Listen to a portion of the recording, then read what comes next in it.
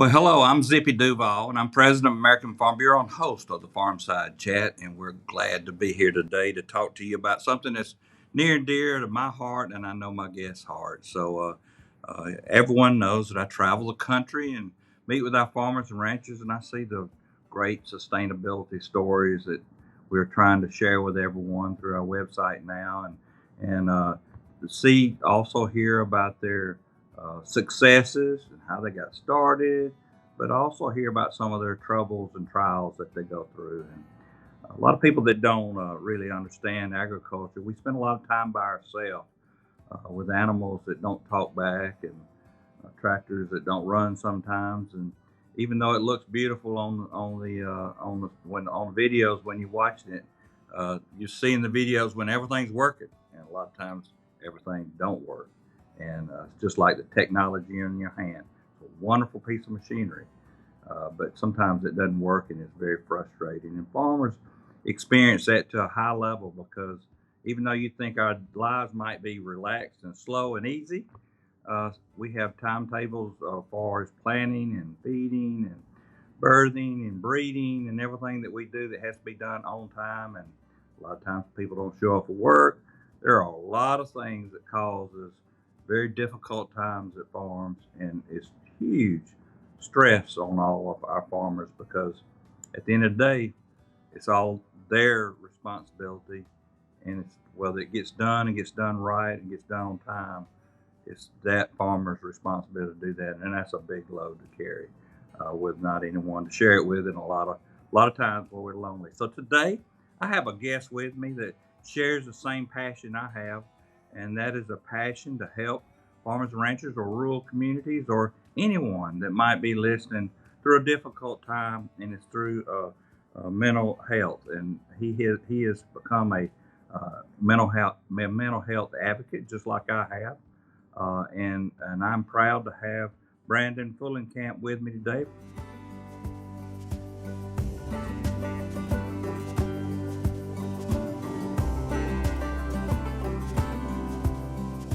I'm going to ask Brandon to tell us a little bit about his farm and where he's at.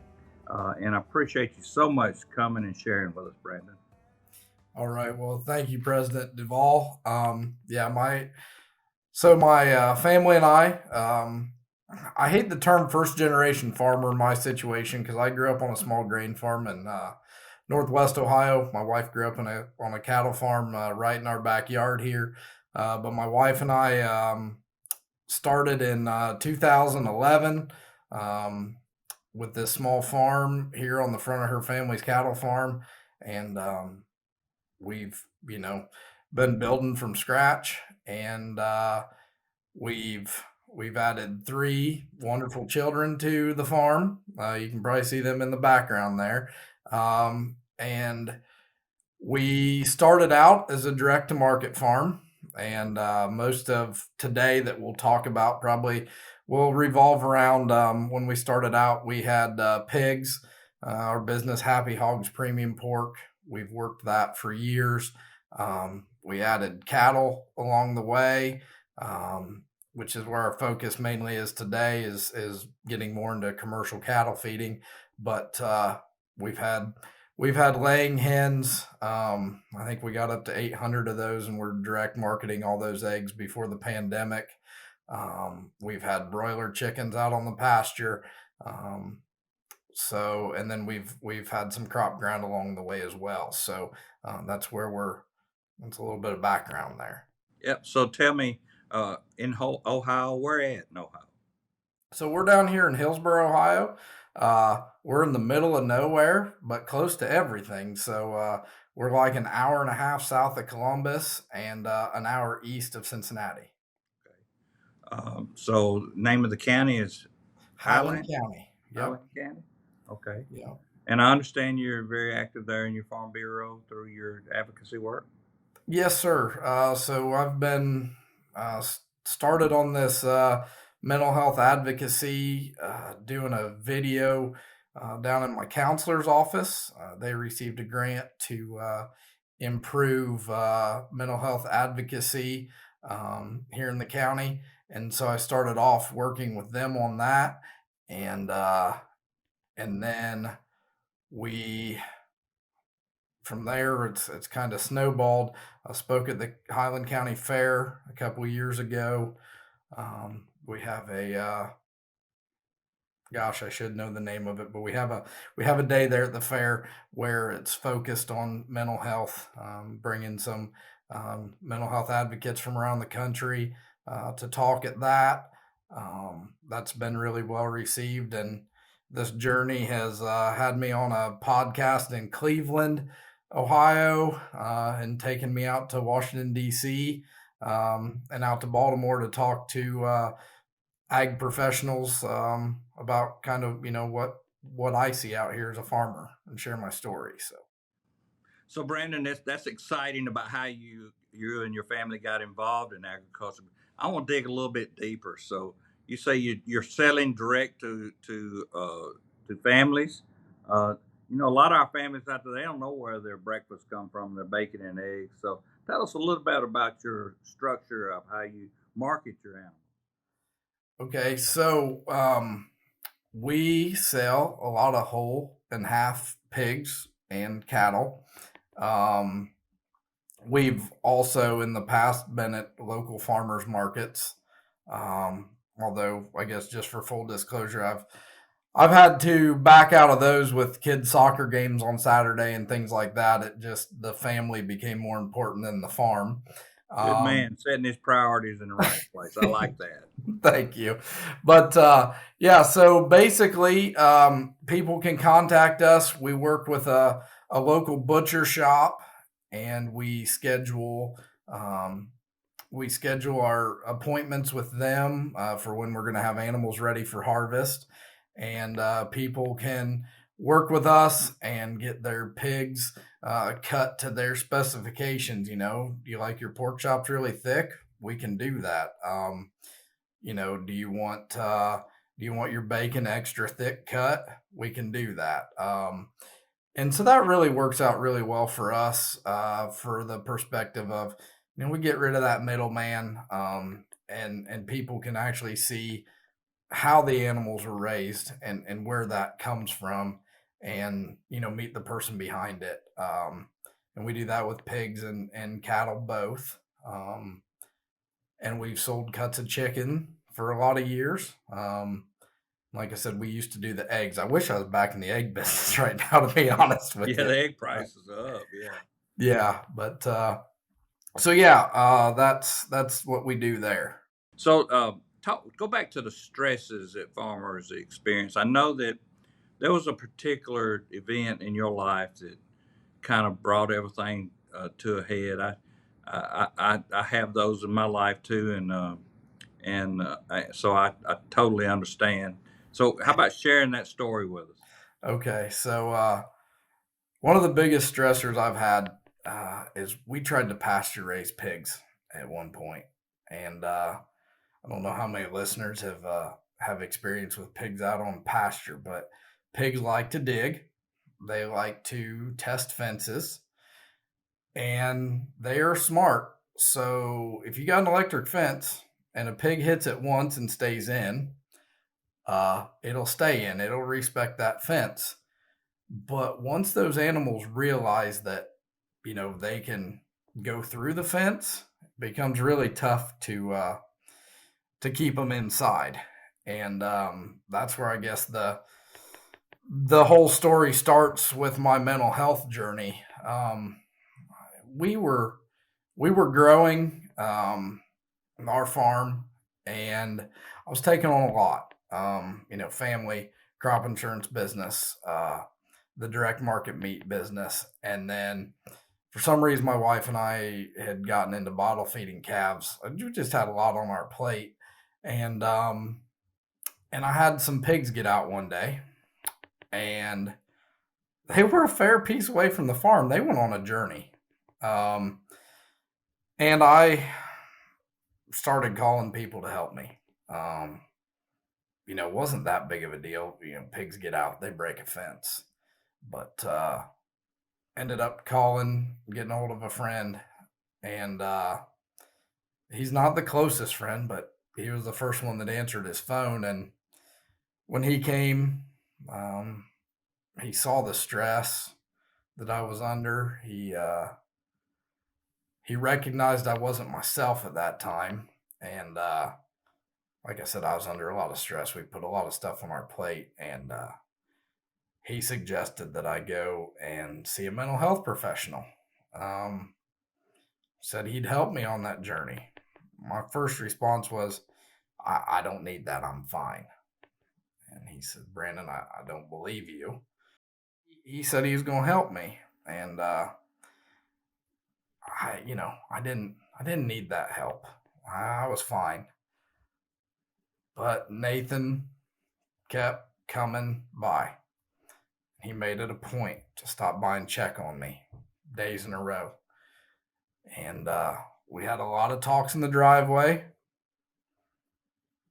And I didn't like him coming around at that point because, I knew something wasn't right. I knew I was under a lot of stress, but that's normal. But it wasn't normal for me. And finally, I said, Nathan, if you'll quit bugging me every day, I said, I'll go see a mental health professional. So I'll go see a counselor. And really the best thing I ever did. We scheduled that appointment.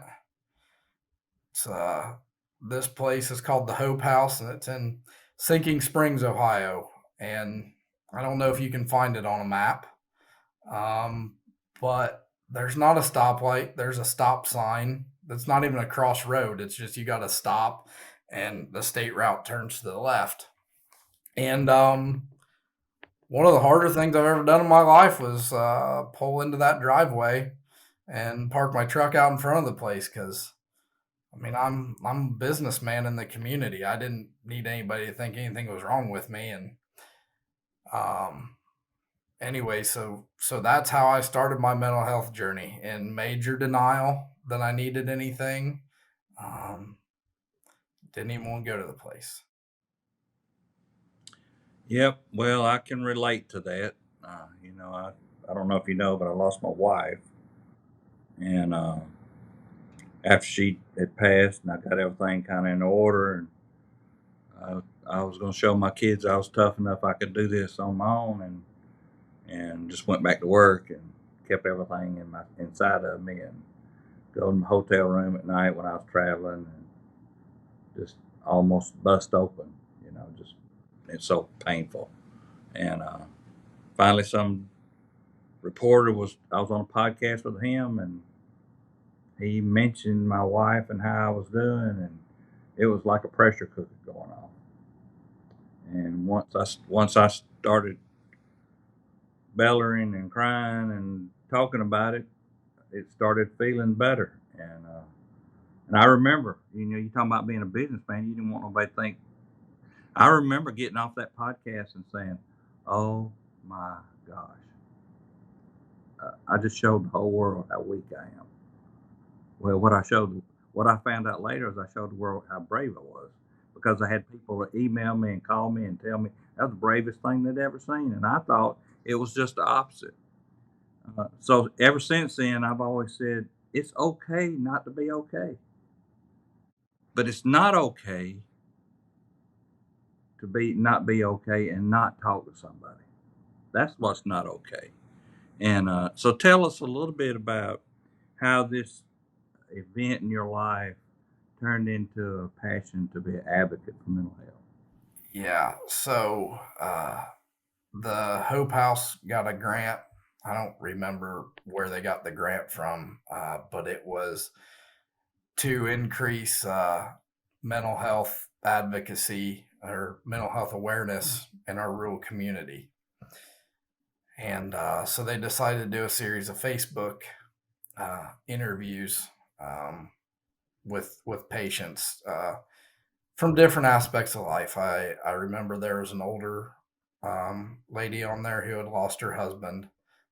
They had her, and then I think there was somebody that had been struggling with addiction that they also were working with, that they put on there. But I remember the day they came and asked me. I think it was about 6 months after I'd been going to see a counselor.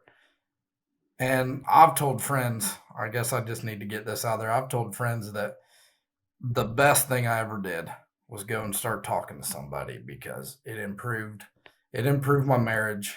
It improved my relationship with my kids because I wasn't on edge. I could step back and not snap. Right. And I'm not perfect. I probably still get on them for things that aren't big deals. But so they came to me and they said, Brandon, we were going to do this on Facebook, and we were wondering if it was okay if we talked to you. And I said, oh, you got the wrong person. I said, you don't want me. I'm a nobody. You don't want me. And they said, no, we think we want you. And I said, well, can it be anonymous? Can you blur out my face and blur out my voice? I said, I don't want people to know about this. He said, well, we can do that if we have to, but then are we really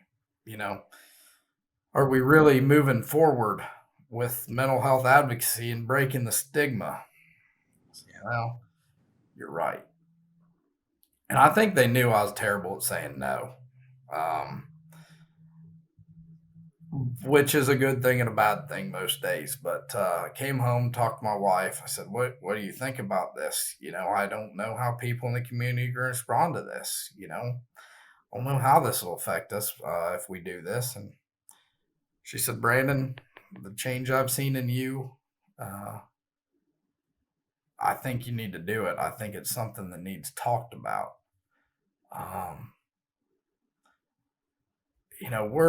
I'm 36 years old, and in the last year, two acquaintances, two people I know have committed suicide. And I don't think that should be normal. I don't, it's not normal. It's not right. And there's, so anyway, so I went ahead and did that Facebook interview, really in the hopes that I could just help one person to realize that it's okay to not be okay, but it's not okay to not seek help, to not work on it. And so that's how I got involved. Well, I admire you so much. That is a very brave thing to do. When I think about going into a room and mentioning mental health, a bunch of farmers, not old farmers, but a bunch of farmers, and usually if they're around me, they're old like me. But usually there's that one John Wayne farmer in there, or Big Valley, the tough lady sitting there that says, "Oh, you just got to suck up and go about your business." And if they say that, the whole conversation's over. Whole conversation over, because they don't want that stigma around it. They don't. They who wants to stop and see their preacher if everybody sees his truck sitting there going down the road on Wednesday morning? Yeah. Everybody, So we got to get over that. We People's do. lives are more valuable than that. Yes. Yeah, that's just petty, And If I break my arm today and I go to the hospital, right, there's not going to be a single person question, why'd you go to the hospital for that? Couldn't you just right, suck that up? yeah, It's no different with mental health. yeah, And that's if it right, is, it shouldn't be. Yeah, if I, you know, there a year ago, I had a bull chase me up a wall, and I cracked my big old noggin and split myself wide open across the top of my head here. And nobody questioned me calling an ambulance that day. right, Nobody questioned, why'd you go to the emergency room? You still had cows to feed. Nobody questioned that. People were offering to help me left, right, and center. Um, but when it's in your head, when it's when your brain's telling you lies, which that's what it is. If anybody ever tells you you're not worth it or anything like that, if you're having dark thoughts, they're lies. That's the first thing I would tell somebody. But that's all going on in your head. There's not a sign across here that says You don't have a sign on your forehead that says what's going on. You don't have a big bleeding gash to tell people that you need help. But when you do have those big, when you do have those mental health struggles, you need to go to the mental health emergency room. You need to find a friend that you can talk to. You need to find a minister, a counselor, somebody to help you mend those wounds. So let's talk about that just a little bit more. You in your advocacy work, you're doing other videos and other Facebook posts. You're making talks because you were in my office sometime last fall. You're on the way to Baltimore, and uh, so tell us a little bit about how that's grown and how what a need it is for people like yourself. Yeah, so we started off with those Facebook videos, and then we the county fair that year had a had an event called Harvesting Healthy Minds. That's what Highland County's put on, and Harvesting Healthy Minds, I think, is on its third or fourth year now. But it's a breakfast at the fair, and we try to get farmers there. We try to get people, the community there, to talk about mental health. I was on a panel there the first year.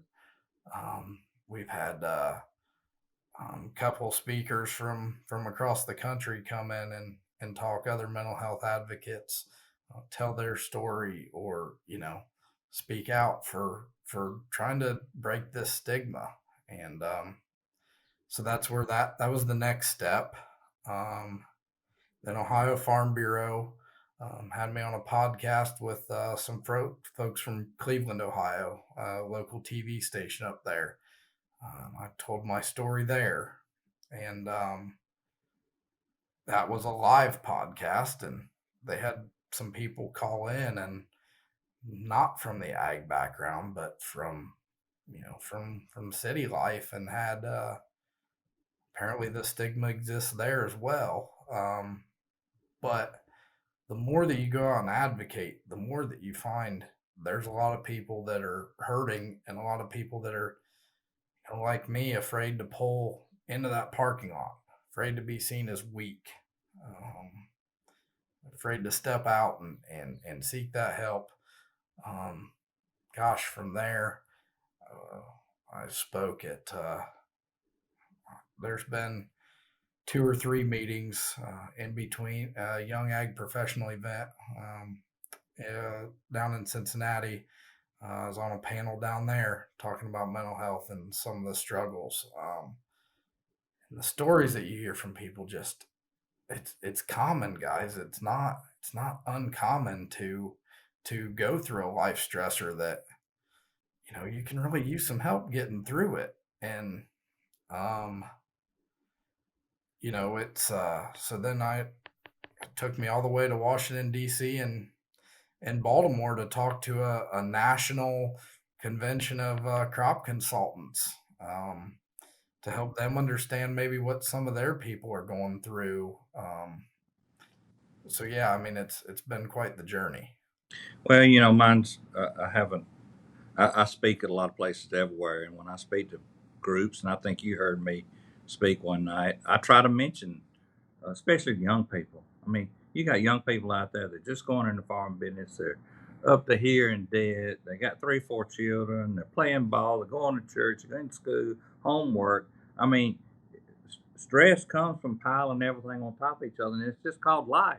Yep. And sometimes somebody can listen to you talk through it. It helps, and sometimes we need a little bit more of somebody that has the training to guide you and teach you about the lies that your mind's telling you. Yes, sir. So there's all certain levels of it. So ever since my episode, and ever since I've started mentioning it in some of my speeches, and people, the response that I'm getting is so positive. It makes me want to work harder to get rid of that stigma that just because you're having trouble dealing with life that you got something wrong with you. Ain't nothing wrong with you. It's just life. And everybody needs somebody to lend them an ear once in a while. So I tell my friends, I said, no, I'm not a health expert, a mental health expert. But if you want to talk, I got a big set of ears, and I'll sit here and listen to you. And then, of course, through uh, my time here at Farm Bureau, I've had resources that's been offered to us, and now we have a Farm State of Mind website where people can go get resources off of it. Are you familiar with it? I'm sure you are. Yes, sir. I'm actually on the farmer sounding board for Farm State of Mind. Yep. Very honored to be on that. And yeah, the Farm State of Mind has resources for people, and I encourage people to look into the mental health first aid programs that are out there. I know there's some branded ones.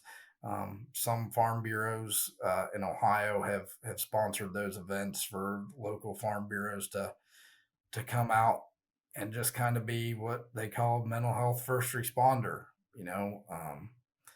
To help people, not to be the counselor, but to be the friend, to be the person that helps recognize some of those issues and try to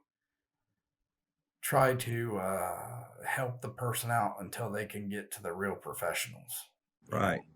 So um, I'm sitting here looking at the Farm State of Mind website, which is farmstateofmind.org. We'd encourage everybody to go look at it.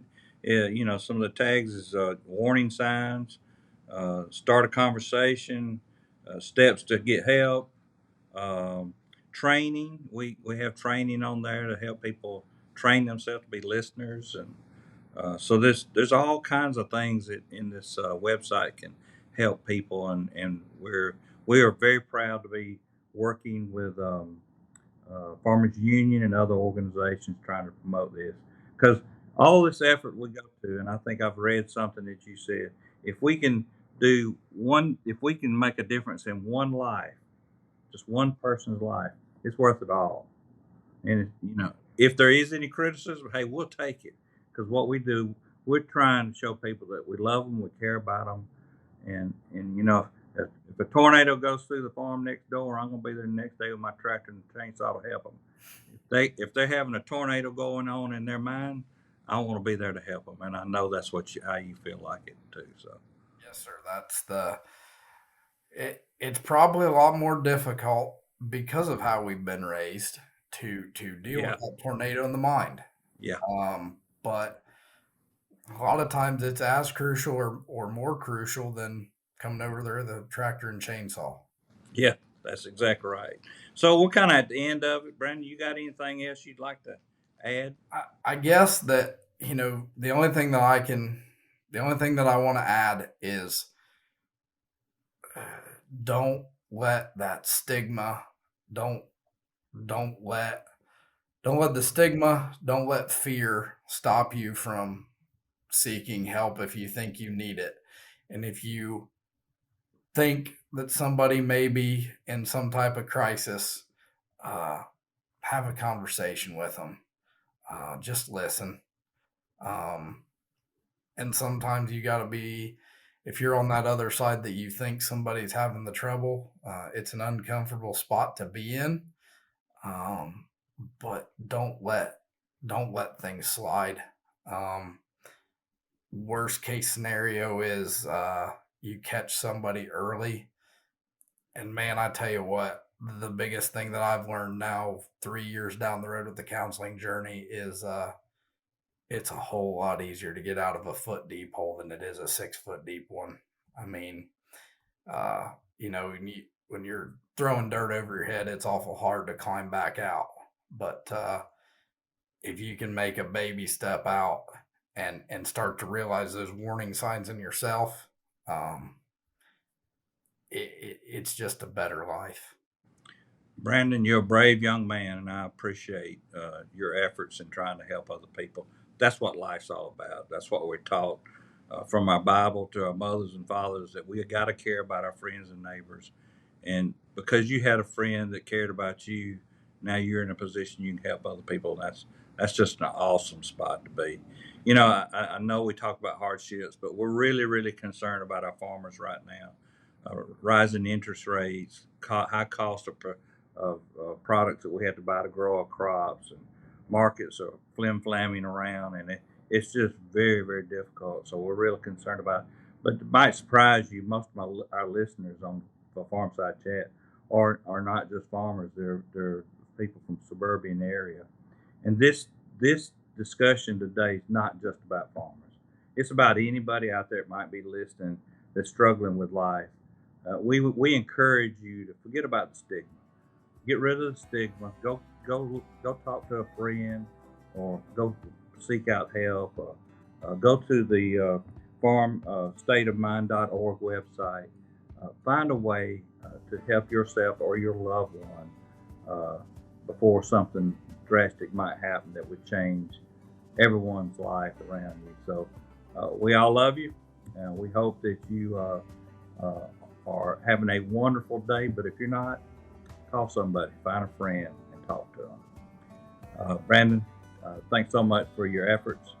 I wish you and your wife all the success that you can have, and that you can continue to stay on a journey of helping other people. Thank you, and God bless you from American Farm Bureau and the Farmside Chat.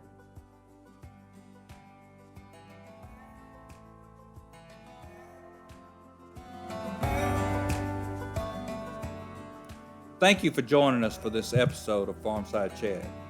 Please be sure to subscribe so that you never miss an episode. And while you're at it, take a minute to rate and review the podcast. This helps us continue to bring you farm fresh content that everyone can enjoy. Until next time,